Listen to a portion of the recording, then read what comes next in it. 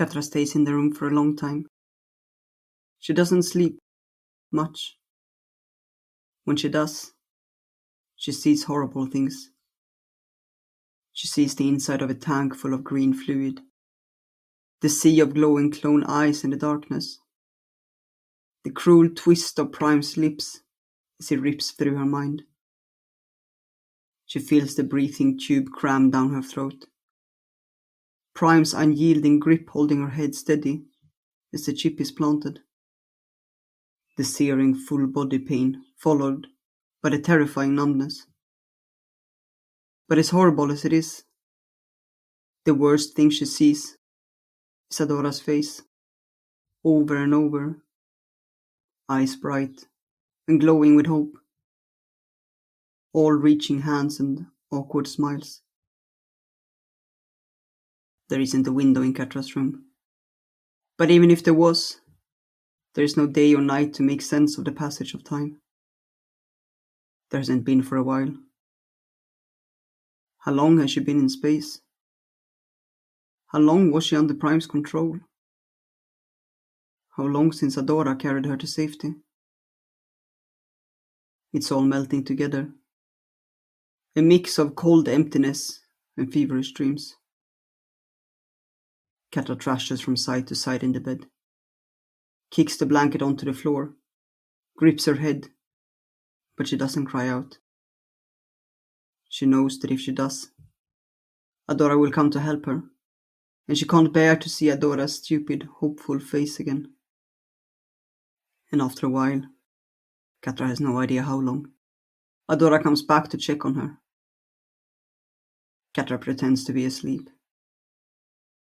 She hears Adora set another water bottle on the ground beside the bed, feels her pull the blanket back over her. She's angry at that. The familiarity of it all, when she should be glaring at Catra through the bars of a prison cell. But she doesn't steer. She can't look Adora in the eyes again. Adora keeps coming back to check on her, and Catra feigns sleep every time. She doesn't touch the water bottle, even though her dry throat aches, because then Adora would know that she had been awake. But eventually, she slips into the shallow dreams again. The green fluid, Prime's smirk, the pain, his voice. And that's when Adora happens to check in on her again. At the sound of the door, Catra sits bolt upright, her heart pounding out of her chest, and a terrified scream bursting from her mouth before she can choke it down. And just like that, her cover's blown. And Adora's looking at her with that same stupid, hopeful look, like Catra hasn't spent years trying to burn her and everything she loved. And she can't stand it.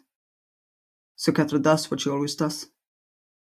She retreats behind her walls, lashes out, needles Adora where she knows it stings the most. It's what she is. She's an animal. Nothing more than base instincts and a rotten heart. Just as everyone has always said she was.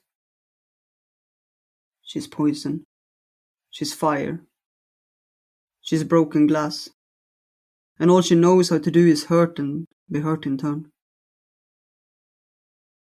Adora leaves, angry.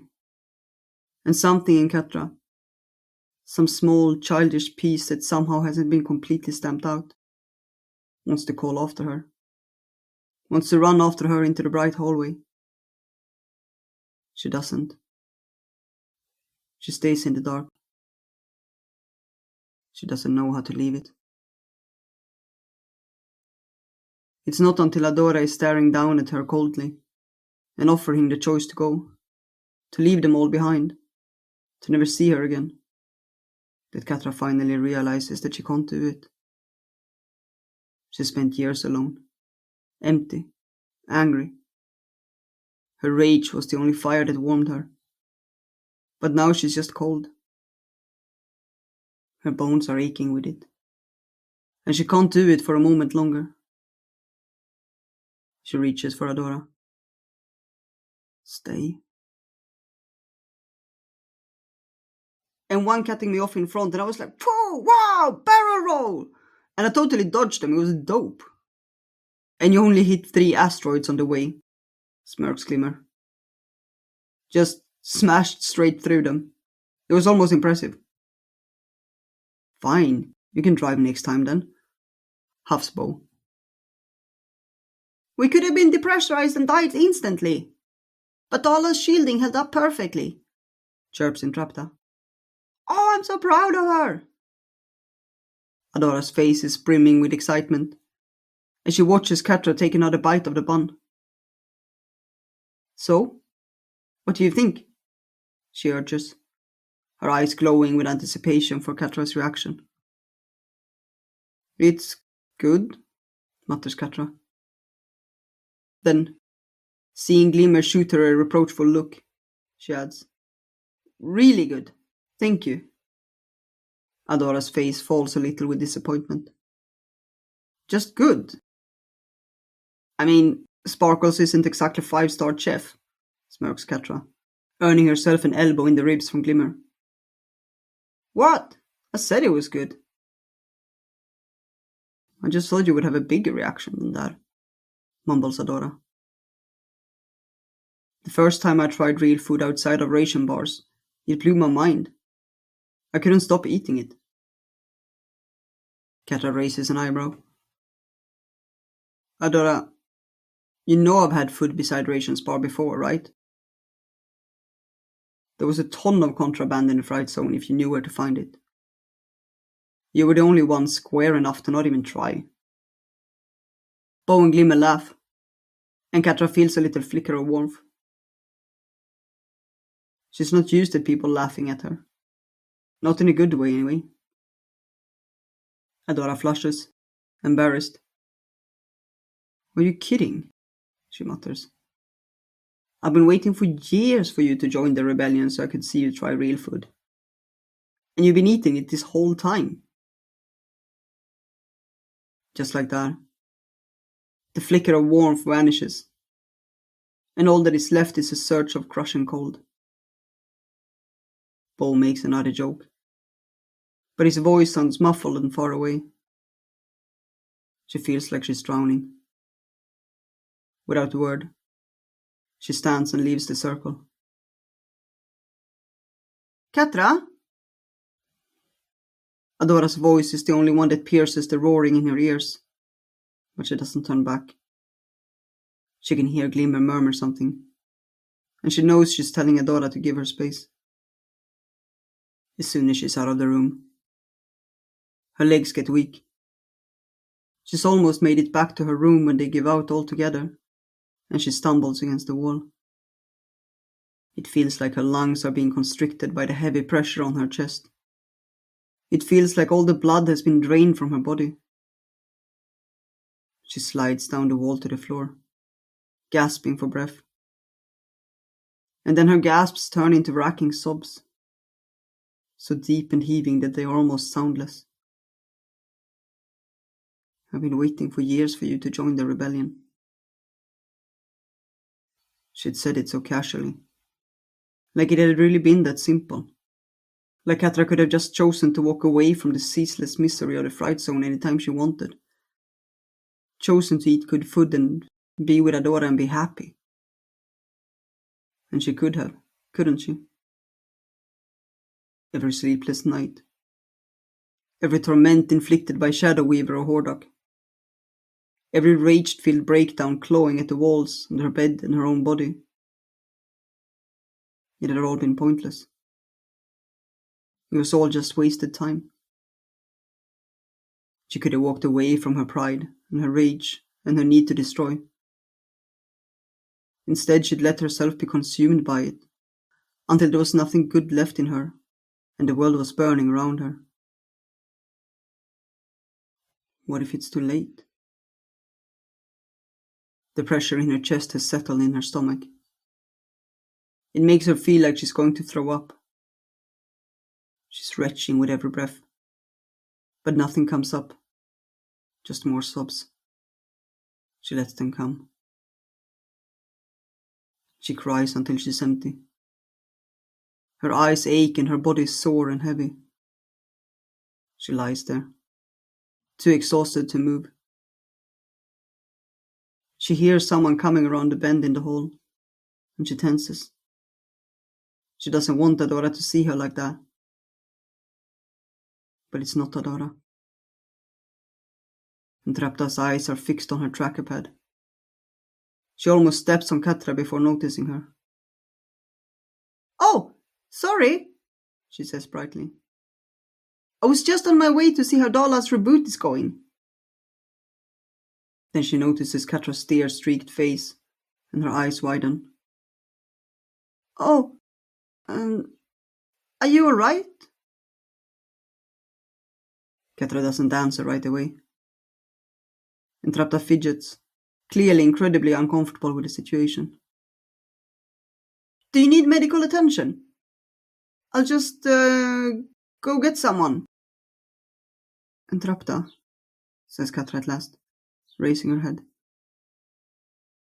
"How do you do it?" Entrapta cocks her head quizzically. "How'd I do what?" "How..." Catra swallows, her throat raw. "How do you get them to forgive you? How did you forgive yourself?" Entrapta considers the question, playing with the end of her pigtails. "I don't know," she admits. "Adora and Bo came to rescue me even after I messed with the runestones.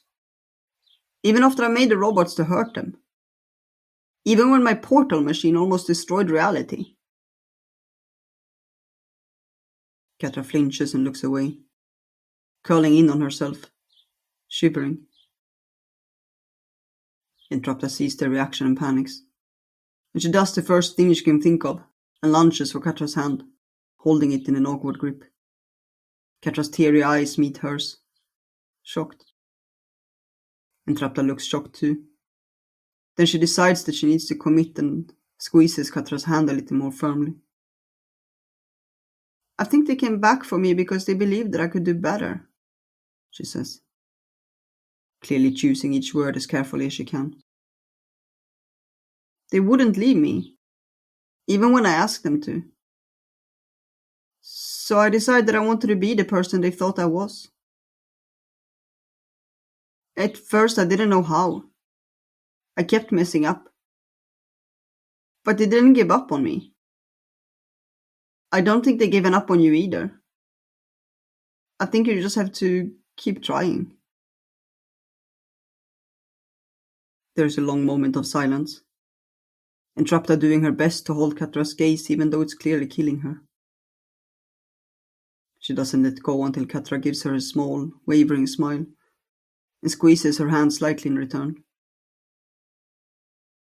Satisfied that her gesture was successful, Entrapta extricates herself and steps back. Catra watches her. "You've come a really long way," murmurs Catra. "Thank you," says Entrapta proudly. "I learned a hand thing from Bo. It seems to really comfort people." She sizes Catra up, then nods decisively. "You need new clothes. I'll make you some. A spacesuit too. Do you want your helmet to have ears? I'm giving it ears." "But Dad," Entrapta shoots off down the hall, jabbering happily into her voice recorder about another successful emotional connection. Catra is too tired to stand, but her chest doesn't hurt anymore. The sick feeling in her stomach has abated, and she feels numb, sore, heavy, but also better, somehow. For the first time in a long time, she thinks she can see a way forward. Her eyes drift closed, and she falls asleep, not 15 feet from the door to her room. She's sleeping so heavily that she doesn't even wake up when Adora finds her some time later and lifts her in her arms. But when she lays her carefully on the bed, she stares, her eyes cracking open drowsily. "Hey, Adora," she mutters. Adora grins that stupid, dopey grin. Idiot. "Are you okay?" "Yeah, I'm okay. Really tired though. I think I need to sleep." Adora nods and starts to pull away, then stops. Ketra's hand is wrapped around hers. Gentle, close retracted, but firm. She doesn't say anything. Doesn't even meet Adora's eyes. But she doesn't let go either. Adora takes a risk. "Hey, Ketra," she whispers at last. Is it okay if I sleep in here tonight? I think Bro and Glimmer are making out in the bunk room and I don't want to go back there." Ketra chuckles. A low rumble. Almost a purr. Adora smiles. She likes making Ketra laugh. "If you want," Ketra murmurs. Adora stands up, triumphant. "I'll go get another blanket. I can take the floor." She's heading for the door when Ketra's voice stops her. "Adora." Adora looks back, questioningly. Ketra's looking at her now. Her blue and gold eyes bright in the dim room. "Don't be an idiot," Ketra says at last. "The bed is huge." Wow. Slowly, carefully, Adora lowers herself onto the bed beside Ketra. She lies stiffly on her side facing Ketra, but they don't touch. She stares at Ketra, eyes wide, as if she'll move too quickly and scare Ketra away. After a tense beat, the corner of Ketra's mouth curls up in a small smirk, baring one pointed fang. "Take your stupid ponytail out, dummy," she says. "You're going to lose all your hair before you're 30 if you keep sleeping with it."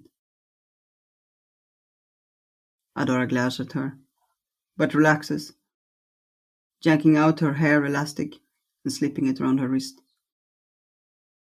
Her hair falls around her face, messy and sweaty. She shoots Ketra "There, happy now? Look." She looks tired too. Ketra holds her gaze.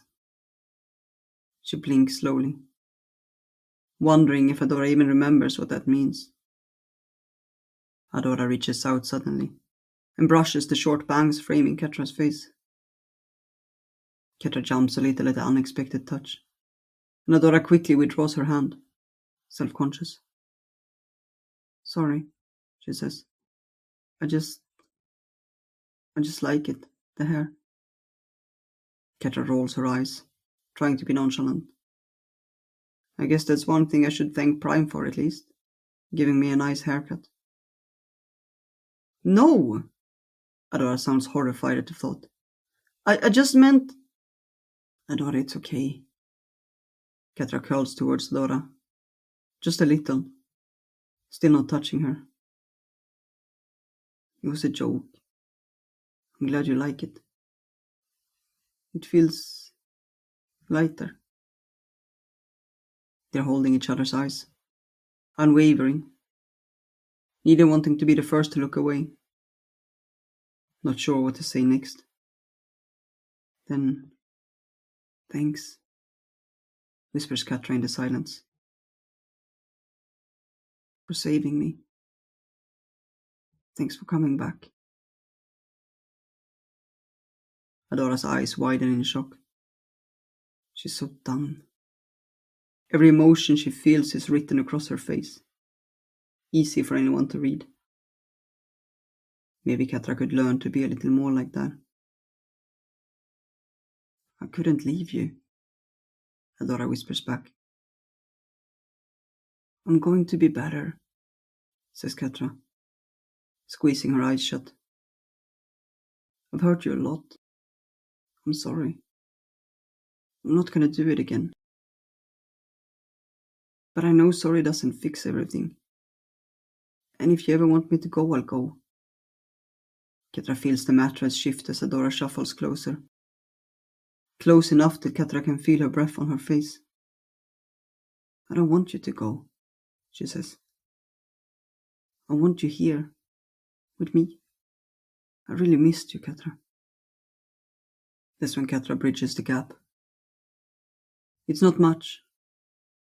A slight brush of her tail on Adora's leg. Light enough that it could have been an accident. But she doesn't move it. She leaves it there. An unspoken request. Until Adora gets the point. Adora slides closer and curls around Catra, draping an arm around her, pulling her close. Catra tucks her head under Adora's chin, nestling into the warmth of her chest. The embrace is a little awkward. Not as easy and careless as it had been when they were children. But it doesn't matter. It's a start. Catra can't keep her eyes open anymore. And as she drifts off into the deepest sleep she's had in years, Adora can feel the soft, creaky buzz of Catra's purr vibrating against her chest. She can't believe this is happening. But she's too tired to question it. She buries her face in Catra's hair and lets her purring lull her to sleep. The ship moves quietly, peacefully, through space, on its way home.